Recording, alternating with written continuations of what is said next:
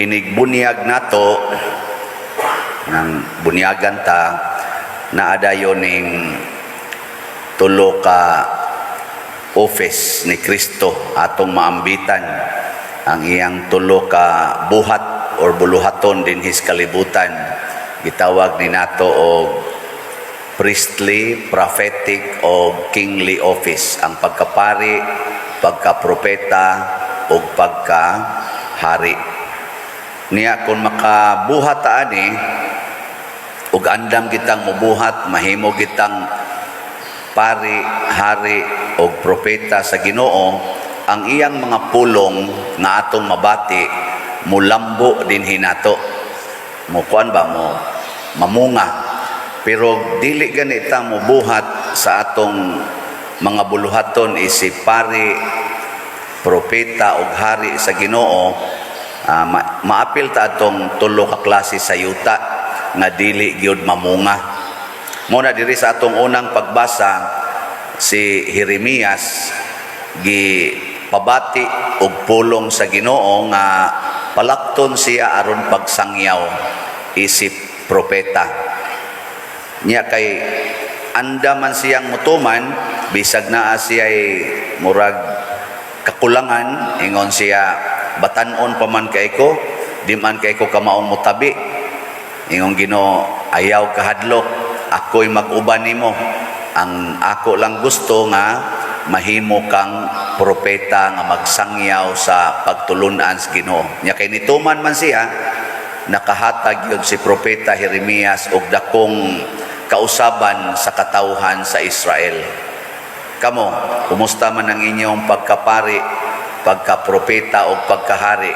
Inyo bang gipuy-an?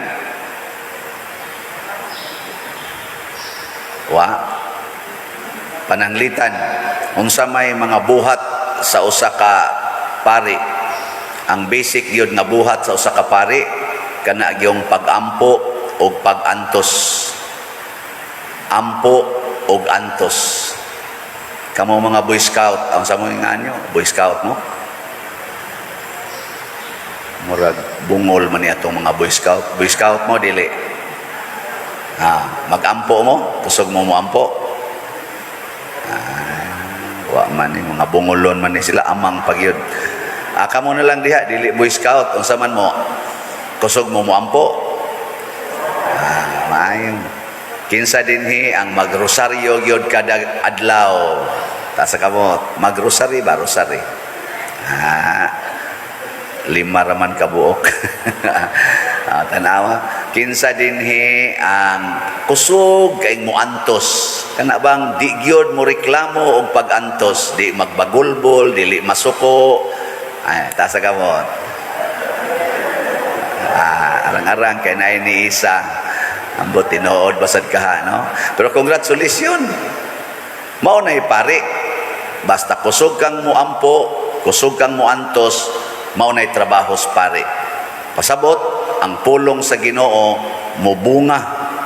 Pareha ni Santa Monica, kusog kay muampo, kusog kay muantos, ni bunga ang pulong sa Ginoo diha niya, nahimog yung buutan ang iyang anak na wa gid unta toy tuo-tuo Ginoo, si Agustin, nahimog yung San Agustin. Tungod kay si Monica nagpractice sa iyang pagkapari, ampo, antos. Unsa may trabaho sa usa ka propeta? Ang propeta musangyaw sa pulong sa Ginoo ug musaksi niini. So, sangyaw ug saksi. Ang isangyaw pulong sa Ginoo, dili isangyaw ang mga libak kay mahimo ka ng marites. Dili ka mahimong propeta. Dili sad isangyaw ang fake news. Ang fake news ba di na mo isangyaw? Unsa may isangyaw? Maayong balita. Unsa may maayong balita? Ang kamatuoran. Pananglitan mo sangyaw ka nga mga matay gid ta sa madugay sa madali. Unsa man na? Kamatuoran na dili. Sige lingi ay mong tupad. Ingna mga matay ra gid ta. Sige ingna. Haron mahimo kang propeta. Ingna ayaw pagkumpiyansa kay mga matay ra gid ta. Ingkay lagsik pa man kay ko. si Father Bobby Paraguya, nagihaya pa man na ron, lagsi ka ito, wa man to'y sakit nga, kana yung dako nga grabing sakit, ning kalit man lang to kamatay, atong pitsa 14, karong pitsa 25, ilubong siya, atong iyampo, no? Kalit lang kamatay, kamatuura na, niya maayo sad ng balita, nga magsigitag sangyaw, nga mga matay rata, nga naman, aron mangandam, di ta magsalig, anantan, batanon pa man yung mga Boy Scout, o may siguro anig, mabangga anig, habal-habal diya, kabangga anig habal-habal, parok ang uwan ni sa kanang gatir, awa na, patay na ni kaugma,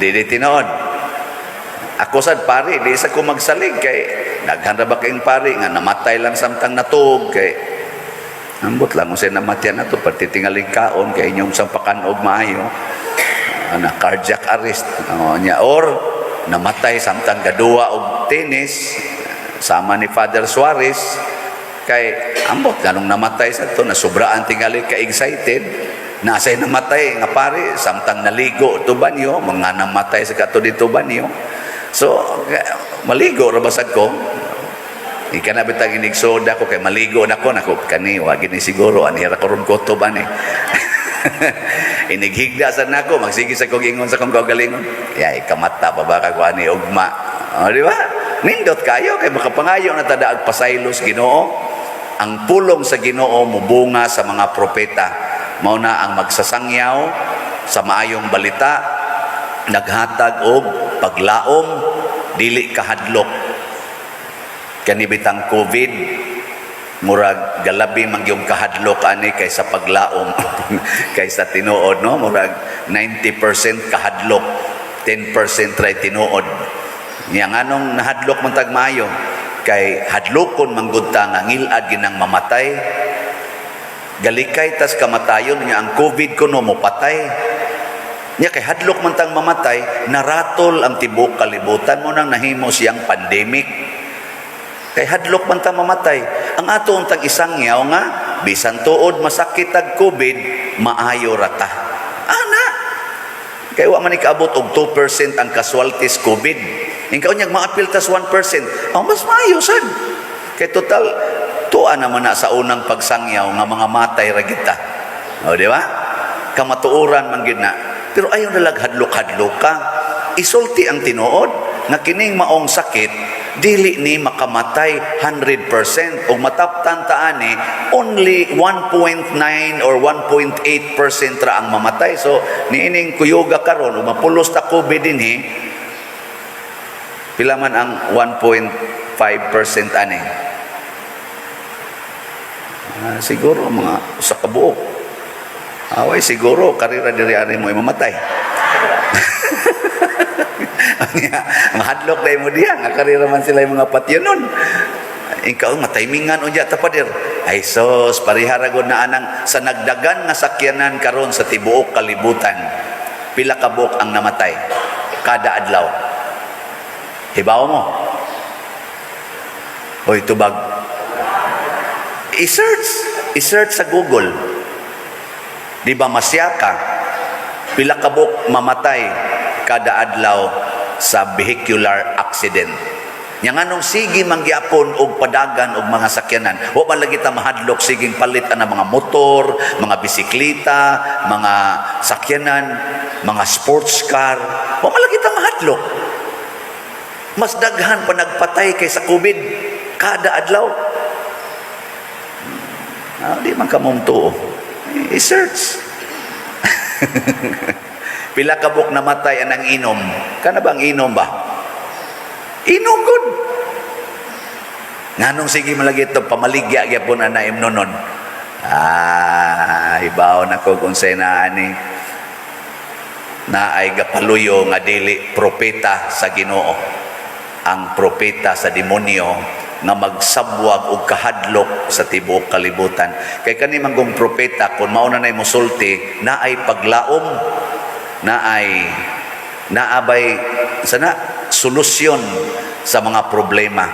Sama god ni Kristo, moingon din siya, bulahan kamong mga kabos. Og ikaw kabus ka makaingon ka, wala no, kanindot di ay. Kay karon dinis kalibutan ingnon ka, alaot ka kung kabus ka, alaot ka kung wa kay grado, alaot ka kung wa kay kwarta, wa kay house and lot, wa kay sakyanan, alaot ka.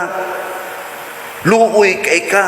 Pero si Kristo pasultihon, bulahan kamong mga kabus. Sus, mura kag maulian, eh. Di ba? Hindi mo kong tutukan. Mao mo na. Ikaw niya pa dir kaming gidaog-daog, sigihan kulatas mana, sigihan og libak, sigihan og lutos. Ingon des Kristo, bulahan kamong gilutos o gidaog-daog o gibutang-butangan sa tanang matang sa kadautan tungod kanako. Nindo tay, pag sadya kamo, lukso kamo sa kalipay, kay dako ang inyong ganti didto sa langit. O di ba kanindot ana? Asawa ka, lagom imong naong, yung dako, gining gantis langit ro na ni. Sige ra kag katawa nga to. Dugay ni mong katawa, hungaw na kay imong baba, kay nangalobo na imong ngipon, gikulatas imong bana, pero ang imong paglaom, dako, giniganti dito sa langit. Tinuod na, dili. Magpakulata mo, dili.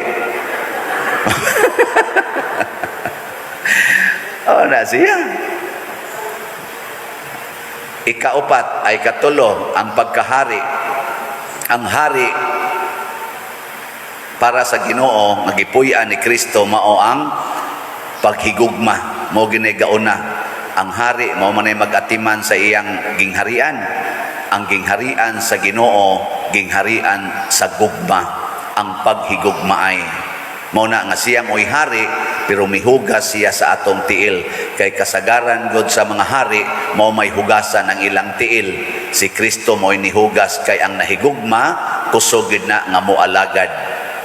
Sa inyong balay, kamo mga ginikanan, kamo man say hari dito, unsa man? Kusog mo moalagad o kusog manugo? Ha? Kana, bantay mo diya. Kamo mga maestro, maestra sa inyong kwarto, sa inyong room, kamo masay hari diha. Sa may inyong gibuhat, kusog mo manogo o kusog mo nga moalagad sa inyong estudyante. Ang pari, mo masay hari din sa parokya. Unsa man, kusog ni moalagad o kusog manogo? Doko-doko day mga staff. Sige ka, panugo diya. Saba ang gani ka. Ako na ning osbon din ako manogo kay wa gini ayo ni manogo tada. Ning kamot lang ta. Way sugo ay. So gugma ang gauna. Ang sunod mao ang paggiya, ang pagda sa katawhan base sa gugma. Mao na atong synodality of the church. Ang simbahan nagpanaw isip usa ka panon. Ang gada sa maong panon gugma. Dili kahadlok. Kay doon narabasad tayo mga leaders nga kundi ka mo sunod, patay. Mo nang maahat kag sunod, kay patyon man ka. Mo na siya ay atong likayan. Mo na kamo mga ginikanan, dada ang inyong anak kanhi simbahan tungod sa gugma, dili kay gilubag ang dunggan. Simba na. Bunluton pa gyud. Nabi na, ay pagsigdua dia, puno nga na, manimba na ta. Karob, latuson ti karob. Ayarog simba, latuson ti ka. Ano imo man ang latuson? Pasag din ang magduwa diha. Simba nga rin. Niguli ni mo dito, palitig load. Ningon din na imong anak, buutan lagi dyan kay kamanon. Siya maugin na mahitabo dong basta mo simba. Siya kung di mo simba, maing siya. Magsige lagi og duwaan ng cellphone. Nga tapulan kay istanan. Dili gyud kahuna-huna unsay mga buluhaton sa balay siya. Ako na imong gipasabot siya. Kinsa pa man di ay. Siya lahi gitag batasan man kay magsige jud kag tabang nako. Ako di jud ko mo tabang. Asa man niya ako padung impierno. Mao na imong paggiya, imo siyang tudluan unsay kamatuoran, dili ka sigihag kasaba. Parabatan ni mga bata din nako sige ha, basta magbinuang mo, suspenso ha. Hinayon lang sulti ba? Kay natural magbinuang ka, suspensohon man ka. Unsa may suspenso pa der, di na mo kaso din ni simbahan, di na mo pakanon, nya dili na sad mo tagaag 20. Ay gabot ini, kuang kay na mga bata, behave na kayo nya mo siaw gani gamay. Oh, yon sama na siaw man, hawa na pa diroy. Hadlok naman sila makasabot naman. Parihara sa guna dito sa langit, ingnon man tas Ginoo, magpakasala gani mo, impierno ha. Pero wata niya kasabi, impierno mo, wa na'y compromise. Sige ko na be, lingian na imong tupad.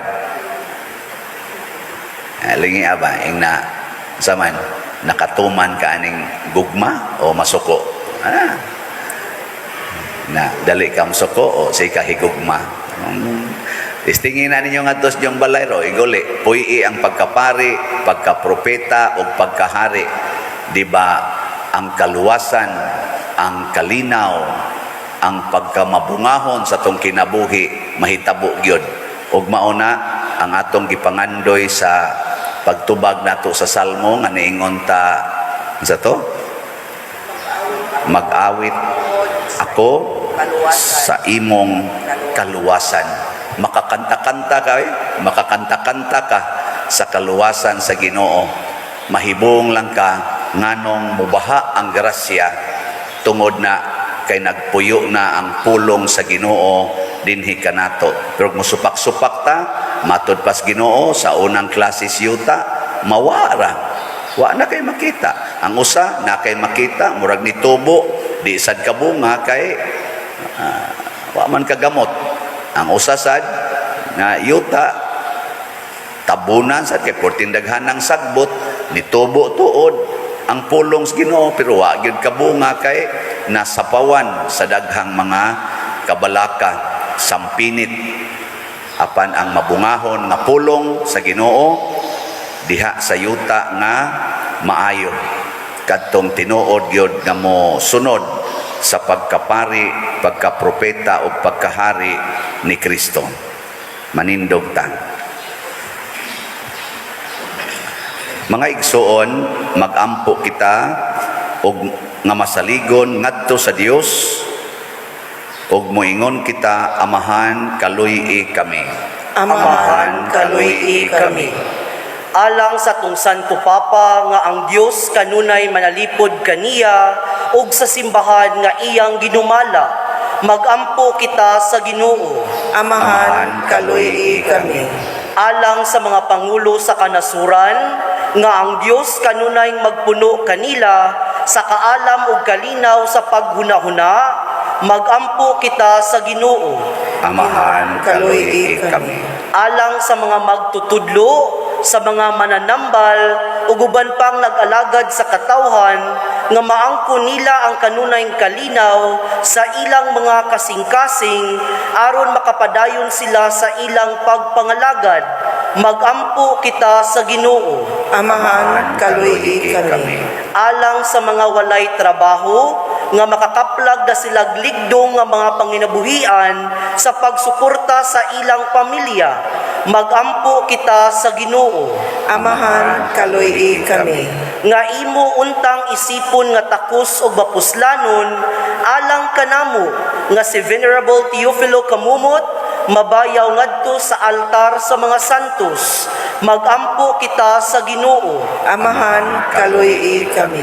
Alang sa mga proyekto dinhi sa atong simbahan nga pinaagi sa pangamaog paggiya di San Vicente Ferrer, magmalampuson ug mahuman unta sumala sa atong mga giplano gipangandoy, magampo kita sa Ginoo.